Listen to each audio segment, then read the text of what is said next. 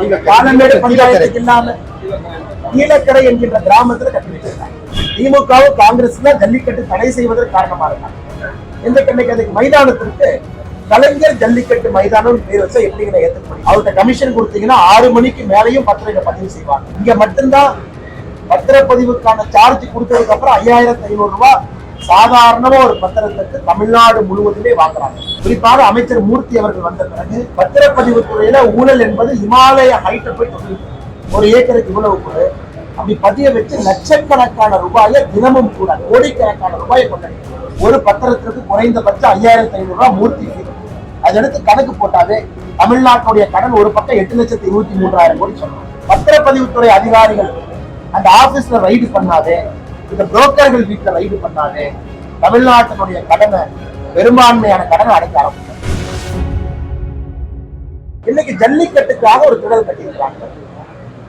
அது சம்பந்தமே இல்லாம ஜல்லிக்கட்டு நடக்கக்கூடிய மெயினா நடக்கக்கூடிய அலங்காநல்லூர் பஞ்சாயத்துக்கு இல்லாம இங்க காலமேடு பஞ்சாயத்துக்கு இல்லாம கீழக்கரை என்கின்ற கிராமத்துல கட்டி வச்சிருக்காங்க. இன்னைக்கு ஒரு பக்கம் ஜல்லிக்கட்டு விளையாடக்கூடிய வீரர்கள், ஜல்லிக்கட்டு மாடு வைத்திருக்கக்கூடிய நம்முடைய சகோதர சகோதரிகள் அந்த மைதானத்துக்கு செல்வதற்கு தயாரா இல்லை, அவங்க போக மாட்டேங்கிறாங்க.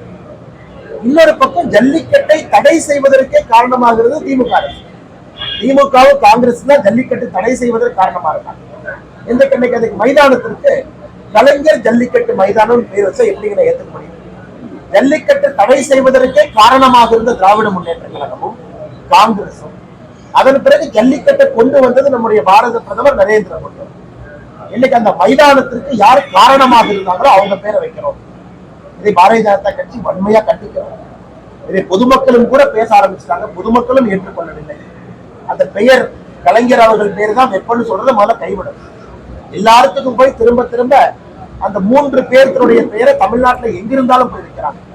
அடுத்து இதே மாதிரி போச்சுன்னா ஒரு சட்டமே போட்டுருவாங்க. எந்த குழந்தை பிறந்தாலும் கலைஞர் தான் பேர் வைப்போம், எந்த குழந்தை பிறந்தாலும் அண்ணாதுரை என்ன பேர் வைப்போம் மட்டும்தான் திமுக செய்யும். இதையும் நாங்கள் மாநில அரசு கிட்ட கேட்கிறோம், இதை கைவிடுங்க. ஜல்லிக்கட்டு மைதானத்திற்கு வருவதற்கு யாரும் தயாரா இல்லை. உடனடியாக அந்த மைதானத்தை எப்படி பயன்படுத்துவது ஏதாச்சும் ஆக்கப்பூர்வமான யோசனையை கொண்டுவாங்க.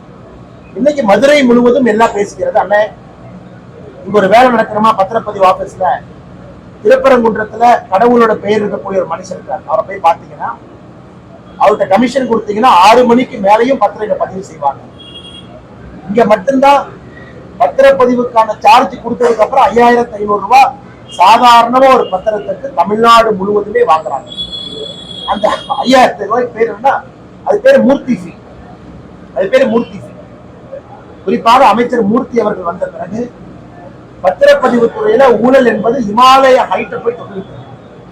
8800 ஹைட்டுக்கு மேல அது போயிட்டு. இன்னைக்கு மதுரை மாநகரத்திலிருந்து ஆரம்பித்து தமிழகம் முழுவதுமே பத்திரப்பதிவு துறையில புரோக்கர் லாபி மட்டும்தான் இருக்காங்க. அவர்கள் இன்னைக்கு தனியா பத்திரப்பதிவை தாண்டிய பவர் ஆஃப் அட்டார்னி இருக்கு. பவர் ஆஃப் அட்டார்னி இலவசமாக செய்யக்கூடிய வேலையை கூட இன்னைக்கு 5500 கொடு, ஒரு ஏக்கருக்கு இவ்வளவு கொடு, அப்படி பதிய வச்சு லட்சக்கணக்கான ரூபாயை தினமும் கூட கோடிக்கணக்கான ரூபாயை கொண்டாடி. அதெல்லாம் சாயந்தரம் அந்த ஊருக்கு ஒரு புரோக்கர் இருக்கான். அவனை பிரிச்சு அதிகாரிகளுக்கு எவ்வளவு போகணும், அமைச்சர்களுக்கு எவ்வளவு போகணும் அப்படிங்கறது அந்தந்த ஊர்ல ஒரு புரோக்கர். மதுரையை பொறுத்தவரை திருப்பரங்குன்றத்துல அந்த புரோக்கர் உட்கார்ந்து இருக்காங்க. கடவுளுடைய பெயர் இருக்கக்கூடிய அந்த புரோக்கர். அதனால் அமைச்சர் மூர்த்தி அவர்கள் இன்னைக்கு பத்திரப்பதிவு துறையை பொறுத்தவரை அது மிக மோசமாக, அது பண வசூல் செய்யக்கூடிய துறையாக பார்த்து வச்சிருக்காங்க. இது பாரதிய ஜனதா கட்சி வருகின்ற காலத்துல எல்லா இடத்திலும் போராட்டத்தை கையில் எடுக்க போறோம். குறிப்பாக பத்திரப்பதிவுத்துறை அலுவலகங்களுக்கு வெளியே நாங்கள் போராடித்தான் இந்த சிஸ்டத்திலிருந்து திரும்ப மாற்ற வேண்டும் என்கிற நிலைமை வந்தால் அதற்கு பாரதிய ஜனதா கட்சி நாங்கள் போராடுவதற்கு தயாராக இருக்கிறோம், தயாராகிறோம். இது மதுரை சார்ந்த பத்திரப்பதிவுத்துறை என்பது தமிழ்நாடு முழுவதுமே புரோக்கர்களுடைய கையில் இருக்கு, அதிகாரிகள் கையில எங்கேயுமே இல்லை. டிவிஎஸ்சி எங்கெங்கயோ போறாங்க, யாரையோ பிடிக்கிறாங்க. ஒரு பத்திரப்பதிவு துறையில போய் அதிகாரிகளை ரைடு பண்ணா டெய்லி சாயந்தரம் 5 மணிக்கு போனா கட்டுக்கட்டா பணம் கிடைக்கும். 5 மணிக்கு முன்னாடி போகும். டெய்லி வசூல் பண்ணக்கூடிய ஒரு பத்திரத்திற்கு குறைந்தபட்சம் 5500 ரூபாய் மூர்த்தி ஃபீ. அதை எடுத்து கணக்கு போட்டாவே தமிழ்நாட்டுடைய கடன் ஒரு பக்கம் 8,23,000 கோடி சொல்லணும். இன்னைக்கு இந்தியாவிலே அதிகமாக கடன் வாங்கிய மாநிலமா தமிழகம். இவங்க இன்னைக்கு போய் பத்திரப்பதிவுத்துறை அதிகாரிகள் அந்த ஆபீஸ்ல ரைடு பண்ணாதே, இந்த புரோக்கர்கள் வீட்டுல ரைடு பண்ணாதே, தமிழ்நாட்டினுடைய கடனை, பெரும்பான்மையான கடனை அடைக்க ஆரம்பிச்சார். இதையும் பத்திரிகை நண்பர்கள் கணக்கில் எடுத்து நீங்க போய் பார்க்கணும். பத்திரப்பதிவுத்துறை அலுவலகத்துல போய் பார்த்தீங்கன்னா, மக்கள் வெளிவர மக்கள்கிட்ட கேட்டு எடுத்தீங்கன்னா தெரியும் எந்த அளவுக்கு மோசமாக தமிழகம் சென்றது. இந்த 3 விஷயங்களும் உங்களுக்கு முன்னால் வைக்க வேண்டும் என்பது எங்களுடைய ஆசை.